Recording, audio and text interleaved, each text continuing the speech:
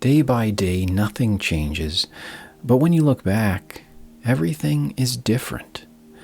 That's a quote often attributed to author C.S. Lewis. Now, if you grew up gaming before the internet, before social media, you know the feeling. Games didn't just entertain us. They shaped who we were. But at some point in your life, you probably noticed something different. You realized that you would never experience gaming the same way again. It's odd because it seems like nothing changed, but somehow everything feels different. Why? Why does it seem like for some of us, we'll never experience gaming the same way we did when we were younger? Does that question even matter? For many of us, gaming wasn't just a pastime.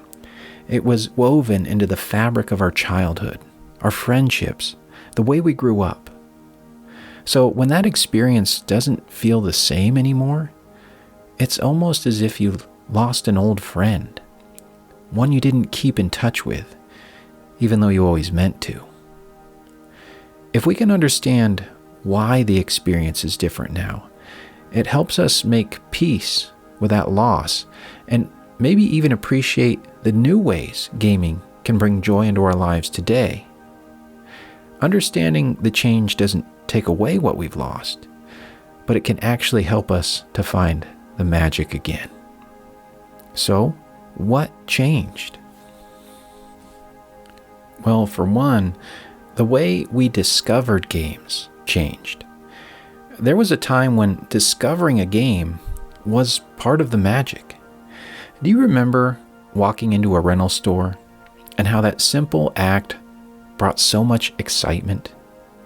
Scanning the shelves for a new major release, looking at the cover art, and yes, sometimes you picked a game based entirely on the cover art and immediately regretted it. We've all been there. Now the ride home, opening the plastic case, looking at the disc or the cartridge, maybe scanning the tattered manual if it was included, it filled you with anticipation. It was like the adventure before the adventure that made the experience feel bigger. Today, you click a button and a game appears in seconds. Convenient, absolutely. But the anticipation has mostly vanished. There's no time for curiosity, no moment of imagining the possibilities. Instant access gives us everything quickly, except the feeling that something special is about to happen. Now, oddly enough, there's something almost freeing about being limited in what you had available to play. Growing up, you might have gotten a new game every few months or probably years, and that was it. So that meant we replayed those games endlessly. We studied them, we lived inside them, we mastered them. When you only had one game, you weren't focused on what to play. You were focused on making memories. Today we have libraries of hundreds, maybe thousands of games, and yet if you're like me, you finish very few of them. There's always something new waiting just one click away. We used to stay with a game until it became part of us. Now we move on, long before a game ever has that chance. In the past, the whole process felt more personal. There were no online guides, no YouTube walkthroughs. There were no instant answers you could find online. You learned by experimenting, failing, and figuring things out yourself. So discovery felt earned. What once made gaming feel special wasn't just playing. It was that discovery. Everything that happened before you ever pressed start, and then everything you became immersed in thereafter. But it wasn't just the way we discovered games that made them meaningful. It was who we played them with. And the way we shared games has also changed. There was something special about sitting next to a friend or a sibling, shoulder to shoulder, sharing the gaming experience. Passing a controller back and forth, laughing, trash talking, ultimately rooting for each other. That atmosphere became part of the memory, the room, the people, the moment. The shared struggle made games memorable. I still remember fondly watching my older brother finally finishing Blaster Master for the NES. That game kicked our butt for years.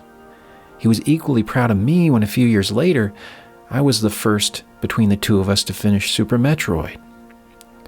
These games didn't just give us moments. They gave us connections. Those victories didn't just feel personal. They felt communal. There was also a shared mystery. Remember playground rumors? Looking back, it's amazing how confident a grade schooler could be about things that were absolutely untrue, like how to fight Shenlong in Street Fighter II or whether Luigi was really hidden in Mario 64. You couldn't Google the answer. You lived with the mystery of not knowing, and half the fun was sharing in that mystery, even if years later you found out that none of it was true. Now today, we can play virtually with anyone, anywhere, at any time. But being connected, to me, is not the same as being together. Now, beyond how we found and shared games, something else much bigger also took place. And that's because technology also changed. Older games often left room for imagination. Games of the past didn't show you everything because the technology simply couldn't. So it suggested things and let your mind fill in the rest. Today, games show everything in stunning detail. They're beautiful, impressive, but it's different. You don't have to imagine what the world looks like anymore because the world arrives fully assembled. It's like the difference between reading a book and watching the movie. Now, both can be amazing, but one invites your imagination to do more of the work. When technology imagines everything for us, well, then our own imagination grows quietly weaker with the passing of time. Technology also changed how we interact with games. Endless libraries of titles waiting in a digital queue, saving anywhere, fast travel. All these things allow games to fit into the cracks of our everyday life, not the other way around. When we were growing up, you made time for a game. Today, games compete for time you barely have. When everything is designed to be faster, easier, more convenient, we lose those long, slow stretches where we used to fall in love with a game. Now, don't get me wrong, convenience improves the experience, but it also changes our relationship with it. It's the difference between reading a chapter in one quiet sitting versus flipping through summaries on your phone. You get information either way, but only one of them feels like time well spent. Changing technology has also promoted a major change in game design. Retro games were built around difficulty, repetition, learning the patterns, and then finally mastering the game. They expected you to fail.